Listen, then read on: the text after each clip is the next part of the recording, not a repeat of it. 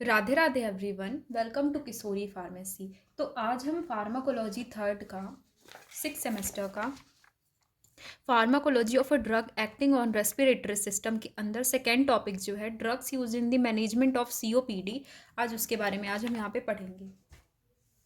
तो drugs use in the management of COPD के अंदर हमको क्या क्या पढ़ना है। तो इसके अंदर हम पहले देखेंगे कि सीओपीडी का इंट्रोडक्शन क्या है, उसके बाद उसका सिम्टम्स क्या है, उसके बाद हम उसके कॉजेज़ देखेंगे, उसके बाद टाइप्स ऑफ सीओपीडी देखेंगे, उसके बाद हम देखेंगे ट्रीटमेंट, उसके बाद हम देखेंगे मैकेनिज्म ऑफ एक्शन, उसके बाद हम देखेंगे classification of management of COPD. तो सीओपीडी क्या होता है? सीओपीडी एक क्रोनिक ऑब्स्ट्रक्टिव पल्मोनरी डिसीज़ है। It is a disease which causes contraction in Airways and difficulty in breathing. ये एक ऐसा डिसीज़ है, ये एक ऐसी बीमारी है जिसमें क्या होता है, जो एयरवेज होता है वो कॉन्ट्रैक्ट हो जाता है, सिकुड़ जाता है, और कॉन्ट्रैक्ट होने के कारण सांस लेने में प्रॉब्लम होने लगती है। It affects lungs and causes tissue destruction. ये लंग्स के ऊपर अफेक्ट करता है, और जो टिश्यू होते हैं लंग्स में तो उसको ये डिस्ट्रक्ट कर देता है। डिस्ट्रक्ट मतलब होता है डैमेज कर देता है टिश्यूज़ को। It it affects lungs, less air flows through the Airways. ये लंग को अफेक्ट करता है जिसके कारण कम एयर फ्लो होता है एयरवेज में। Airways alveoli they lose their strength to stretch and shrink back. Airways होता है और एल्वेलाई होता है, वो अपनी स्ट्रेंथ, अपनी पावर को लूज कर देते हैं, खो देते हैं स्ट्रेच होने में, खिंचने में, और श्रिंक बैक होने में। श्रिंक बैक मतलब होता है कॉन्ट्रैक्ट होने में। ये एक इम्पॉर्टेंट रोल प्ले करता है ब्रीदिंग में। सिम्टम्स इसके क्या हैं? शॉर्टनेस ऑफ ब्रीदिंग है, ट्रबल टेकिंग डीप ब्रीथ है, कफिंग एंड वीजिंग है, फेलम है, स्प्यूटम है। फेलम क्या होता है? फेलम एक येलो और ग्रीन कलर का जो म्यूकस होता है, जब वो माउथ में आता है उसको हम फेलम बोलते हैं। और स्प्यूटम क्या होता है? सलाइवा और म्यूकस जब मिक्स हो जाता है तो उसको हम स्प्यूटम बोलते हैं। इसके कॉजेज़ क्या हैं? तो ये स्मोकिंग करने से होता है, long term exposure of toxic chemicals, toxic chemical cause करता है सीओपीडी को, एयर पोल्यूशन कॉज करता है, और जेनेटिक कॉज करता है सीओपीडी को। टाइप्स ऑफ सीओपीडी क्या है? सीओपीडी के टोटल 2 टाइप्स हैं। पहला है क्रोनिक ब्रोंचिटिस, दूसरा है एम्फाइसीमा। क्रोनिक ब्रोंचिटिस क्या होता है? Bronchitis is caused when airways in lung become inflamed. ये जो ब्रोंचिटिस का कंडीशन होता है कि तब होता है जब जो एयरवेज होता है, एयरवेज कॉन्ट्रैक्ट हो जाएगा, जिसके कारण क्या होता है, जब एयरवेज कब कॉन्ट्रैक्ट होता है? जब जो म्यूकस ग्लैंड होता है वो बहुत लार्ज अमाउंट में म्यूकस को प्रोड्यूस करने लगता है, जिसके कारण कॉन्ट्रैक्शन हो जाता है, और कॉन्ट्रैक्शन होने के कारण जो एयर का सप्लाई होता है वो अच्छे से आ भी नहीं पाता है और जा भी नहीं पाता है। It is more serious condition that develops over time. ये एक ऐसी कंडीशन है जो कि टाइम के रहते अगर ट्रीट नहीं करवाया जाता है तो ये बहुत बड़ी प्रॉब्लम बन सकती है। Difficult to empty air out from lungs. अब यहाँ पे होता क्या है कि म्यूकस ग्लैंड जो होता है वो बहुत ज़्यादा अमाउंट में म्यूकस को प्रोड्यूस करने लगता है। तो क्या होगा, जैसे ही म्यूकस बहुत ज़्यादा अमाउंट में प्रोड्यूस होगा तो यहाँ पे इन्फ्लामेशन कॉज हो जाएगा, और जो ये एयर जाने का और आने का जो पाथवे होता है वो कॉन्ट्रैक्ट हो जाएगा, बहुत कम प्लेस बचेगा, जिसके कारण क्या होगा कि जो एयर है वो अच्छे से आ भी नहीं पाएगा और जा भी नहीं पाएगा। इसके सिम्टम्स क्या है? वीजिंग है, कफिंग है, शॉर्टनेस ऑफ ब्रीदिंग है, और चेस्ट टाइटनेस है। दे can be cause by smoking, air pollution etcetera. Emphysema क्या होता है? एम्फाइसीमा एक ऐसी कंडीशन है जिसमें जो लंग होता है, लंग की टिश्यू खराब हो जाती है, डैमेज हो जाती है, और डिस्ट्रक्शन ऑफ एल्व्यूलाई, एल्व्यूलाई भी डिस्ट्रक्ट हो जाता है, डैमेज हो जाता है। More serious condition that develops over the time. ये भी एक सीरियस कंडीशन जो कि टाइम के रहते अगर ट्रीट नहीं किया जाता है तो ये भी बढ़ जाता है। Difficult to empty air out from lung, wheezing, coughing, chest tightness etcetera इसके सिम्टम्स हैं। They can be caused by smoking, air pollution etcetera. तो यहाँ पे क्या होता है, अगर नॉर्मली देखा जाए तो जो एल्व्यूलाई है वो अपने नॉर्मल शेप में है, लेकिन अगर एम्फाइसीमा की कंडीशन में देखा जाए तो ये जो लार्ज एयर पॉकेट में कन्वर्ट हो जाता है ये जो एल्व्यूलाई है। इसके ट्रीटमेंट्स क्या हैं? तो ऑक्सीजन थेरेपी इसकी ट्रीटमेंट है, मेडिसिन इसकी ट्रीटमेंट है, less exposure of toxic chemicals इसकी ट्रीटमेंट है। और लेस स्मोकिंग भी इसकी ट्रीटमेंट है।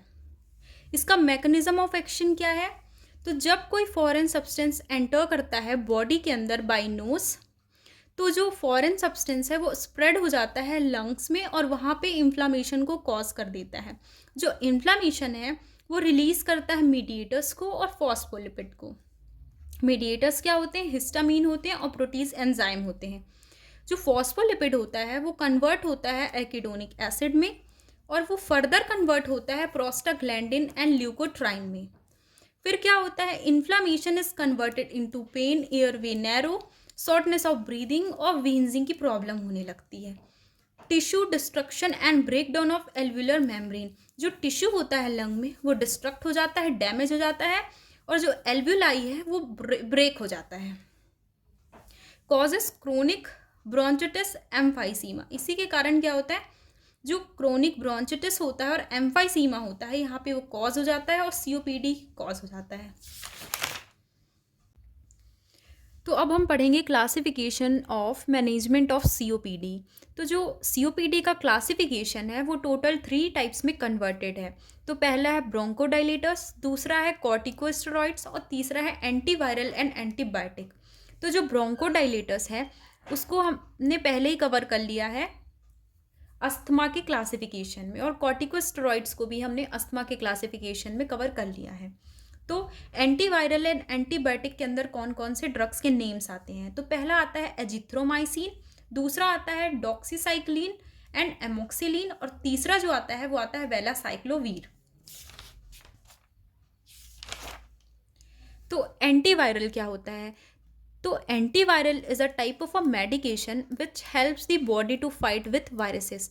एंटीवायरल एक ऐसा मेडिकेशन है जो कि हमको हेल्प करता है बॉडी में जो वायरसेस प्रोड्यूस हो जाते हैं तो उससे फाइट करने के लिए एंटीवायरल यहाँ पे यूज़ किया जाता है। तो antiviral drugs helps to treat the symptoms of COPD. तो ये जो एंटीवायरल ड्रग्स होते हैं वो हेल्प करते हैं सिम्टम्स ऑफ सीओपीडी को ट्रीट करने में। जो सीओपीडी यहाँ पे कॉज हुआ है उसको ट्रीट करने के लिए एंटीवायरल ड्रग का यूज़ किया जाता है। तो एंटीवायरल ड्रग का जो मैकेनिज्म ऑफ एक्शन है वो कैसा है?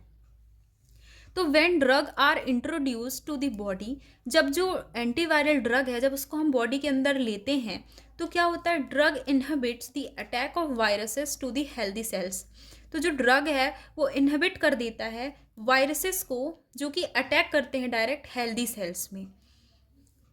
Drug decreases the replication of viruses, जो ड्रग होता है वो रेप्लिकेशन रोक देता है वायरसेस की। रेप्लिकेशन क्या है? रेप्लिकेशन एक प्रोसेस है जिसमें जो ये वायरसेस है वो अपने ही जैसा यंग वन को प्रोड्यूस करता है। वायरल इन्फेक्शन ऑन एयरवेज जो होता है वो डिक्रीज होने लगता है। अगर जब रेप्लिकेशन ही नहीं होगा वायरसेस का तो जो वायरल इन्फेक्शन होता है वो धीरे धीरे एयरवेज में कम होने लगता है। एयरवेज मसल रिलैक्स हो जाते हैं और जो सीओपीडी का जो सिम्टम्स नज़र आता है वो धीरे धीरे कम होने लगता है। तो जो एंटीवायरल है, एंटीवायरल ड्रग के अंदर जो ड्रग्स के नेम्स आते हैं वो आता है डॉक्सीसाइक्लिन एंड वेलासाइक्लोवीर। तो जो डॉक्सीसाइक्लिन और वेलासाइक्लोवीर होते हैं it comes under the antiviral medication which helps in the treatment of COPD. ये जो डॉक्सीसाइक्लिन है और वेलासाइक्लोवीर है ये एंटीवायरल ड्रग के अंदर आता है, उसके क्लास के अंदर आता है। तो ये जो डॉक्सीसाइक्लिन एंड वेलासाइक्लोवीर ड्रग है ये एंटीवायरल के क्लास के अंदर आता है। They helps to control COPD problems by inhibiting the replication of viruses on this cells. ये हेल्प करता है कंट्रोल करने में सीओपीडी की प्रॉब्लम्स को by inhibiting replication of viruses. By inhibiting मतलब होता है रोक कर रेप्लिकेशन ऑफ वायरसेस को। जो वायरसेस है वो अपने ही जैसा जब यंग वन को प्रोड्यूस करता है तो उसको रेप्लिकेशन कहते हैं। तो यहाँ पे क्या हो रहा है? वायरसेस का जो यंग वंस प्रोड्यूस हो रहे हैं यहाँ पे उसे रोक दिया जाता है और जिसके कारण जो सेल है वो अफेक्ट नहीं कर पाता है सेल्स को वो। इसके साइड इफेक्ट्स क्या है? वीक है एंड टायर्ड है, हेडेक है, फीलिंग सिक है और पेन है। इसका फार्माकोकाइनेटिक्स क्या है? तो जो डॉक्सीसाइक्लिन है वो ओरली यूज़ किया जाता है as a tablet and capsule. ये ओरली में टैबलेट और कैप्सूल्स के फॉर्म में आता है। जो डॉक्सीसाइक्लिन है वो doxycycline is absorb at the upper part of small intestine. जो ये डॉक्सीसाइक्लिन ड्रग है वो अपर पार्ट में, उसके स्मॉल इंटेस्टाइन का जो ऊपर वाला पार्ट होता है उसमें ये ड्रग एब्जॉर्ब हो जाता है। ये इनहेलर्स के फॉर्म में भी आता है, जिसको कैसे यूज़ किया जाता है, they are taken by mouth by inhaling the drug. इसको माउथ के थ्रू इनहेल किया जाता है। वेलासाइक्लोवीर क्या है? वेलासाइक्लोवीर भी एक दूसरा ड्रग है एंटीवायरल का, जो कि ओरली यूज़ किया जाता है, टैबलेट और कैप्सूल के फॉर्म में ये आता है। Taken twice a day, it comes in the form of powder which is taken by dissolving drug powder into the milk. इसको दिन में 2 बार लेना रहता है, जो कि मिल्क के साथ डिजॉल्व करके इसे लिया जाता है, क्योंकि ये पाउडर के फॉर्म में आता है। एंटीबायोटिक एक ऐसा टाइप ऑफ मेडिकेशन है जो कि हेल्प करता है बॉडी के अंदर, जब बैक्टीरिया एंटर कर जाता है तो उससे फाइट करने के लिए, उससे लड़ने के लिए एंटीबायोटिक ड्रग का हम यूज़ करते हैं। Helps to treat asthma, lung problem, allergy, COPD. जो एंटीबायोटिक ड्रग है वो अस्थमा को ठीक करने में, लंग प्रॉब्लम को ठीक करने में और एलर्जीज को ठीक करने में। तो एंटीबायोटिक का मैकेनिज्म ऑफ एक्शन कैसा है? तो when drug is introduce to the body, जब ड्रग को बॉडी के अंदर लिया जाएगा तो जो ड्रग है वो इनहिबिट कर देता है बैक्टीरियल सेल वॉल के सिंथेसिस को। जो बैक्टीरियल सेल वॉल होते हैं उसके सिंथेसिस को रोक देता है। Decrease the replication of bacteria, यहाँ पे भी रेप्लिकेशन को रोक दिया जाता है। बैक्टीरियल इन्फेक्शन है वो धीरे धीरे खुद डिक्रीज होने लगते हैं, धीरे धीरे वो खुद ही कम होने लगते हैं। मसल रिलैक्स हो जाता है और टिश्यू डिस्ट्रक्शन कम होने लगता है। तो जो एंटीबायोटिक के अंदर ड्रग्स आते हैं वो आते हैं एजिथ्रोमाइसिन और एमोक्सिलिन। तो they comes in the antibiotic medication which helps to treat lung problem, COPD, asthma. ये जो एजिथ्रोमाइसिन है और एमोक्सिलिन है ये एंटीबायोटिक मेडिकेशन के अंदर में आता है, जो कि हेल्प करता है बॉडी के अंदर जो लंग प्रॉब्लम हो जाता है, सीओपीडी हो जाता है और अस्थमा की प्रॉब्लम हो जाती है, उसको ठीक करने के लिए इसको मेनली दिया जाता है। They show their action by inhibiting the cell wall synthesis. ये जो ड्रग है ये अपना एक्शन शो करता है by inhibiting cell wall synthesis. जो सेल वॉल की सिंथेसिस है उसको रोक कर ये अपना एक्शन को यहाँ पे शो करता है, दिखाता है। इसके साइड इफेक्ट क्या है? पेन है, थ्रोट इरिटेशन है, हेडेक है और डिजीनेस है। इसका फार्माकोकाइनेटिक्स क्या है? एजिथ्रोमाइसिन जो है वो ओरली यूज़ किया जाता है, जो कि टैबलेट के फॉर्म में और सस्पेंशन के फॉर्म में अवेलेबल होता है। टेकन विथ और without food once a day. इसको एक दिन में 1 बार लेना है, खाना खाने के बाद भी ले सकते हैं और बिना खाना खाए भी ले सकते हैं। एमोक्सिलिन क्या है? एमोक्सिलिन कैप्सूल के फॉर्म में आता है, टैबलेट के फॉर्म में आता है और सस्पेंशन के फॉर्म में आता है। इसको दिन में 3 बार लेना चाहिए।